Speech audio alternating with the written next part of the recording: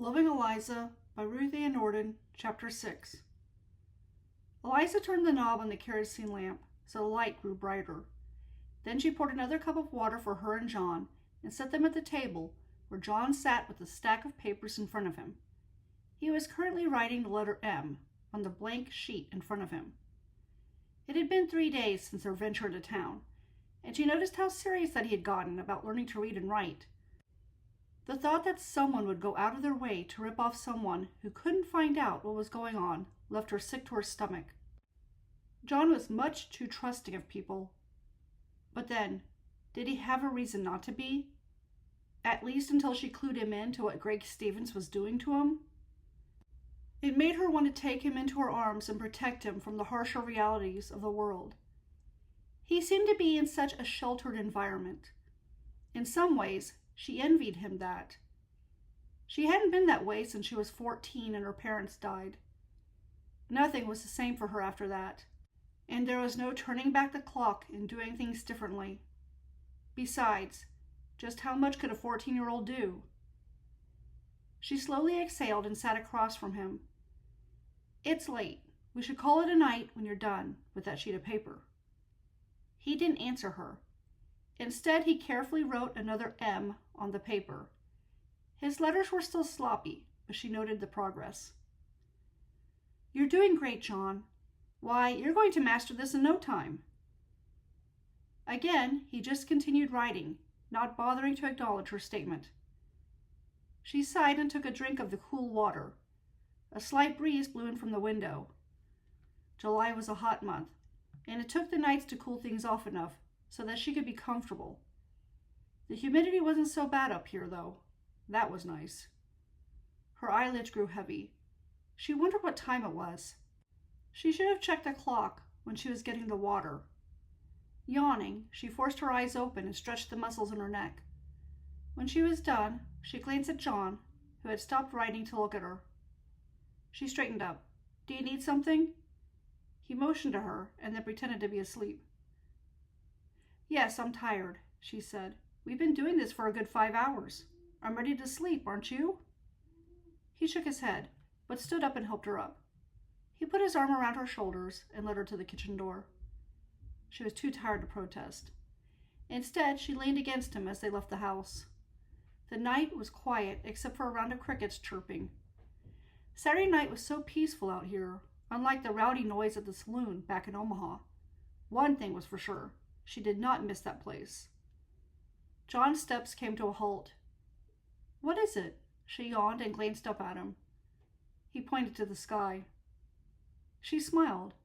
There was a full moon out tonight, and the thousands, if not millions, of stars sparkled in a clear night sky.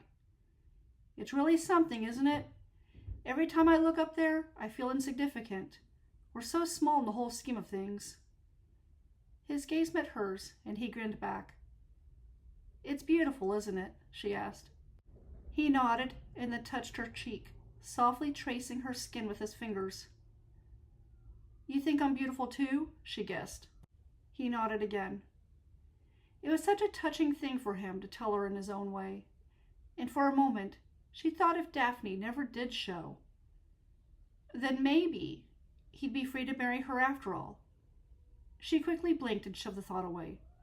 She'd been a prostitute, for goodness sakes. He never even kissed a woman. He deserved someone as pure as him. So she decided that she would not acknowledge the compliment. "Will you take me to church tomorrow?" she asked. A frown crossed his face before he nodded. She sighed and looked down at the grass, which blew softly in the breeze. She didn't like hurting him. Why he figured that she was the one for him, she didn't know. There was nothing special about her. In many ways, she was far from ideal. And she had read Daphne's letter. Now there was a lady. A real lady. One who would never get into a man's bed unless she had exchanged vows with him. Once again, Eliza wondered how things might have played out if her parents hadn't died when she was 14. Then her mother's sister would not have taken her in. And then she would never have had to deal with her uncle. Taking a deep breath, she reminded herself that she had survived. Her life was better now. Preacher Peters assured her that God could work all things for good for those who loved him. And she did love him. That's why she wouldn't rob John of Daphne, or Daphne of John. They would do well together. They would have a house full of children, lots of laughter and love, an ideal family, a situation she could never have. "Will you take me to church tomorrow?" she softly asked. He winced. "I know you don't like the way some of those people are in town," she said. "I bet they go to church too, don't they?" He nodded. "Do you think God is like them?" He shrugged. "He's not, John. You can't base God on what people do. It's people who aren't perfect. And I've learned that just because someone claims to be a Christian, it doesn't mean they'll act like one." Which explained the minister and other pristine-looking churchmen who had arranged for her to accommodate their needs in an out-of-the-place area. They didn't want to look bad on Sundays or in front of the people who knew them. At the time, she didn't care about God, so it didn't matter to her. How things had changed in the span of 3 months from the moment that she met Preacher Peters. "Do you mind if I take myself to town?" she asked. He shook his head in a way that she knew meant he didn't want her to go without him. "I'd like to go to church, John. I know I have my Bible, but it's not the same as going."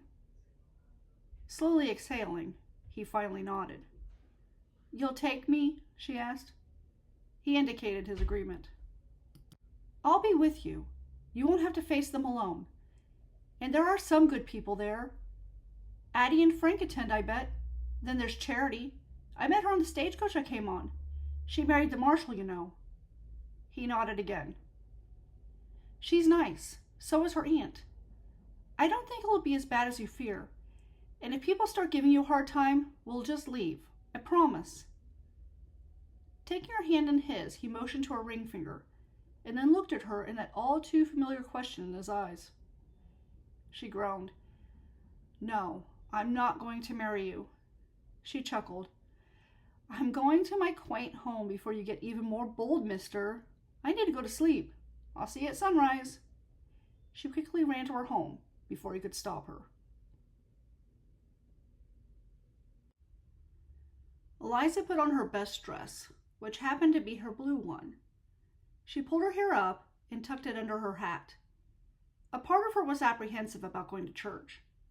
She'd gone to Preacher Peters' church for about a month and a half before she left Omaha. The people there had known about her past and had accepted her. But the people here did not know anything about her. This was a clean slate. Even so, she had to quench the nervous anxiety in her body. She took a deep breath and looked at herself in the small mirror. "I can do this. I'm a lady now," she told herself. She picked up her small purse and left her home. She made it halfway across the yard to John's house when she saw him emerge from the small barn. Smiling, she watched him as he led the geldings in the wagon in her direction. He really was an attractive man, and that was so much more evident when he was dressed up in a dark blue suit. She waited until he reached her before she spoke. "Thank you for taking me. I promise that when we get back, I'll make you a little something special for dessert." To her surprise, he didn't smile, but when his eyes met hers, she understood that he didn't want to go, but he was going for her sake. She considered saying that they could stay. Then she thought if he was going to get over his aversion to town and some of the people in it, he needed to go and face them. The best way to conquer a fear was to confront it. She wasn't sure what to talk to him about on their way to town, so she rambled on about everything from the beautiful weather to the deer she saw leaping across the fields. He listened. At least she thought he listened. He could have been tuning her out. It was hard to tell if a man who didn't talk at all was paying attention or not, unless he made eye contact or did a gesture. When she stared at him, his focus remained on the dirt path in front of them. And so, she continued to ramble just to ease the tension. When they entered the church, she noticed the shocked looks on people's faces. Well, this she could handle. She'd dealt with those types of stares before, whenever she ventured out of the saloon in Omaha. She searched the group and found Charity and her aunt. Reaching for John's hand, she led him forward. "Good morning, Charity." "Bethany, how are you doing?" Bethany was the first to answer. "Eliza, how good it is to see you again. We wondered how you fared." Eliza's body relaxed. It felt good to be talking to people she knew. Not that she knew them well, but after spending a long time in a stagecoach with them, she felt that they had become friends. She motioned to John. "This is my friend and employer. Did you hear what happened to Melissa Peters, the one that I was supposed to work for?" "Yes," Bethany began. "And what a terrible tragedy." "It was terrible," Eliza agreed. "I'm sure she's singing with the angels now." "Yes," Bethany nodded. A moment of silence hung in the air as Eliza tried to think of what to say next. Finally, she patted John on the arm. "You know, it was really a godsend when John ran into me in town. I don't know what I would have done if he hadn't." "Oh, well, that's good," Charity said, appearing to be uncertain. Eliza searched her mind for another topic, but quickly found it. "How are things with the marshal?" Charity blushed. "Ralph is a very kind and good man. I'm lucky that I was his mail-order bride." "Well, that's wonderful," Eliza replied. "Isn't that wonderful, John?" "Apparently, John's mail-order bride was supposed to come in on the same stagecoach that we were on, but she never made it. Maybe she'll show up on the next one. I read her letter. She sounds like a real nice lady. Well, who knows? Maybe you two will like her." Bethany and Charity exchanged looks that could not be good. Did they think the same way some of the others did in town? That John was stupid just because he couldn't talk? She could not go through the service without setting them straight. "Excuse us for a moment," she politely said. She found a pew in the middle of the church and led John to it. "Why don't you sit here for a bit, and I'll see what's going on with them," she whispered to John. His eyes grew wide and he shook his head. "I'll be right back, John. Just sit tight." He obviously was not happy, but he obeyed her. She returned to Charity and Bethany, who stood with the marshal. "He's not dumb," Eliza told them. She didn't care if they found her manner offensive or not. "Who?" the marshal asked. "John Evans," Eliza replied. "We never said he was dumb," Charity protested. Eliza eyed them. "Then why were you put off by him just now?" "Well, that should be clear," Charity replied. "You're living in sin. It's wrong." "I am not," Eliza argued. "I'm staying in a workshop on his property. I really didn't have a job, and he gave me one so I could stay here." "I don't know," Charity slowly said. "It doesn't seem possible for a man to keep his hands off of a woman when there's no one around." Before Eliza could correct her thinking, Ralph threw back his head and laughed. "Charity, my dear, I assure you that John Evans is as safe as they come. He's not like other men." Now Eliza focused her intense stare on him. "What is that supposed to mean?" Ralph sighed. "He doesn't have all of his lights on." He tapped his head. "That's not true," Eliza argued. "He can't talk, but that doesn't mean he doesn't think like everyone else." "I'm 2 years older than him," Ralph began. "We practically grew up together. His parents sheltered him a lot, but we all know that he would never be like the rest of us." Eliza gripped her purse. "I'm teaching him how to read and write." "Young children can learn to read and write. I'm not saying that he doesn't have some things to learn, but he'll never be like a full-grown adult," Ralph replied. So this is what John typically ran into. It was no wonder why he protested coming to church today. Her initial impression had been so wrong. When Frank and Addie had spoken well of John, they were the exception to the mentality of this town. She had no idea, but John knew. No wonder he was in a hurry to leave town, and he didn't think Daphne would be coming for him. Eliza looked the marshal square in the eye. "I assure you that John is as normal as any grown man." Ralph folded his arms and stared back at her. "So you're saying that you have been sharing a bed with him?" "No," Eliza said. "I'm saying he acts like a grown man. He doesn't act like a child." "Then you are naive about men." Eliza almost laughed. That showed how little he knew, but she couldn't tell him that. So that was why no one thought anything of her staying on John's property. No one thought John was capable of sexual desire. They thought he had the mentality of a child. Except Charity and Bethany, who didn't know him at all. That was why they assumed the worst. She glanced at John, who was sitting with Frank and Addie, who were talking to him. Did they think he was like a child too? Or did they realize that, even though he did think and feel like a man, he had enough self-control to restrain his urges? She knew that John held back. She knew what the looks he gave meant, except that there was a tenderness that was new to her. He never took advantage of her. He was a gentleman. Eliza returned her attention to Bethany and Charity. I assure you that I would not engage in that type of behavior. I'm sorry that our time in the stagecoach gave you such a poor impression of me. If you'll excuse me, I'll leave you to yourselves. Without waiting for them to respond, she joined John. Frank looked up at her. Oh, hello there, Miss Sweet. I heard you already met my wife, Addie. Forcing aside her irritation with the people that she had just talked to, she smiled. I didn't realize that, but it's certainly nice to see you again. We were asking John if you two would like to come to our home for lunch after the service, Frank offered. Addie smiled at her. We'd love to have you both over. Eliza glanced at John. She couldn't tell what he was thinking, but she decided that she'd had enough of people for the time being. Maybe next time, she said.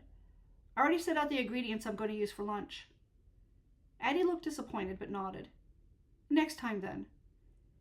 It looks like everyone else is sitting, Eliza said. I guess I should follow suit. Do you mind if we sit with you? No. She stepped past John, whose expression remained unreadable, and sat next to him, making sure she left enough space between them so people wouldn't get the wrong idea, if that was even possible. If everyone assumed that he had no romantic inclinations at all, then they probably likened her to sitting with a little boy. The whole thing was absurd. You would have liked Melissa, Addie said. She always spoke of her cousin, the preacher. She was excited about meeting you. I looked forward to coming here and meeting her too, Eliza replied. And Eliza had looked forward to arriving at this place. A chance at a new start. And while it was true she'd gotten a new start, she also discovered that things were not going to be as pleasant as she had hoped they would be. Well, things didn't always go according to plan. She'd have to bend and adjust, as she had in the past. Addie talked a little more about Melissa before everyone stood up to sing a couple of hymns. Eliza didn't know the words, since she wasn't familiar with them.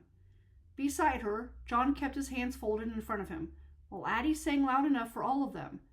Addie had a nice voice, too. After the sermon, they sang another hymn, then left the building. Frank shook John's hand. It was good to see you. I hope you'll come back. And we mean it about having you and Eliza over for lunch next time. Eliza watched the scene. That meant that Frank considered John an equal, didn't it? He wouldn't be directing that invitation to John if he thought of John as a child. At least you wouldn't think so. Addie gave her a hug. If you need anything, let us know. Anyone who knows a relative of Melissa's is a friend of ours. Thank you, Eliza replied.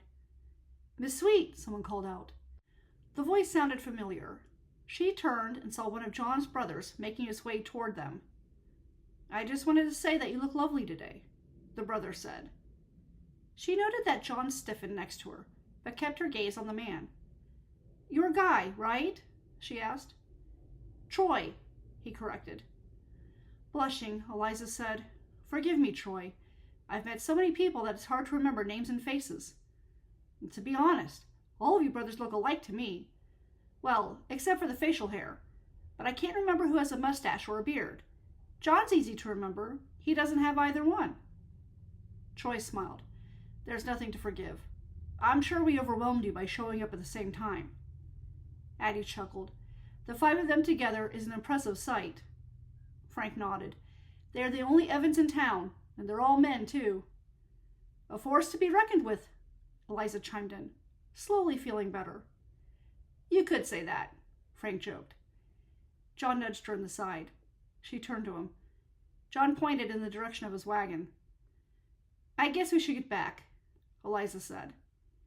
But I didn't get a chance to talk to you. Troy argued. Eliza inwardly groaned. Not another Evans brother being more interested in her than he should be.